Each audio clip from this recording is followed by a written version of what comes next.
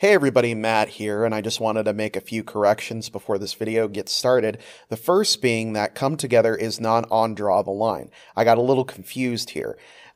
Basically, Come Together was an A-side single, and the B-side was Kings and Queens. And originally, Kings and Queens was obviously released as an A-side single with the B-side Critical Mass.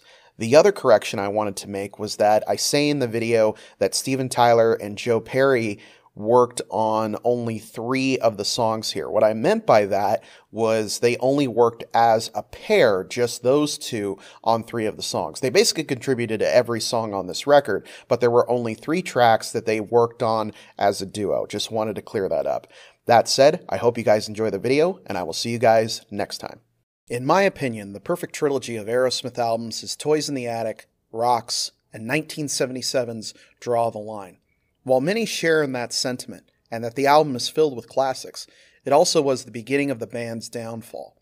Joe Perry said, "We were drug addicts, dabbling in music." Simply put, the success that the band had had was starting to make them believe that they were invincible and could do no wrong.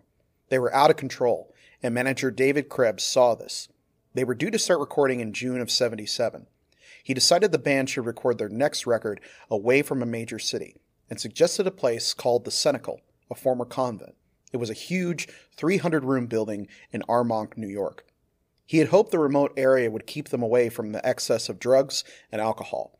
It didn't work, and the place became a playground for the band. The album's producer Jack Douglas saw the mayhem as well, and had to fill in on songwriting duties because Steven Tyler and Joe Perry were simply too far gone. Perry and Tyler only penned a few tracks for the record: Draw the Line, I Want to Know Why, and Get It Up. Perry didn't even play on The Hand That Feeds. His job was handled by Brad Whitford. Douglas spoke on the state of it all. People were shooting. Bullets were flying. It was insane. People, drugs, and guns.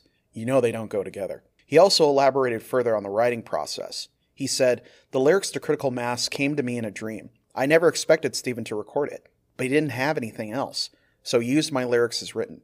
Same with Kings and Queens. Steven and I wrote the lyrics together, which was like pulling teeth."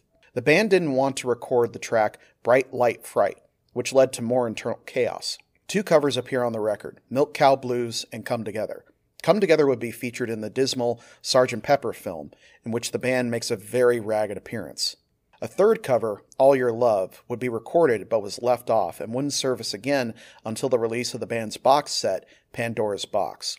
3 singles would come off the record, the first being Draw the Line, and included the B-side of Bright Light Fright. A later issue included the song Chip Away the Stone that wasn't on the album. The second single, Kings and Queens, features Douglas on mandolin. It would be shortened from the album length, and this is the version that would be included on their Greatest Hits compilation. The B-side would be Come Together. The final single released was Get It Up, paired with Milk Cow Blues. The cover of the album was done by artist Al Hirschfeld, who is famous for his celebrity illustrations. The album sold well, reaching 11 in the United States, 10 in Canada, and peaking at number 9 in Japan. Reviews weren't very kind, and would remain that way for years, until the perspective of time showed where the band was at that particular point. Like I said, I really enjoyed this record. Kings and Queens is probably my favorite track from it. It comes a bit out of left field for the group, with how sweeping and grand it is. It's like a rock and roll Shakespearean tragedy. From here on out, Aerosmith would be screaming and clawing for everything they did, and wouldn't find sanctuary for many years to come. The content on this channel is made possible from viewers like you.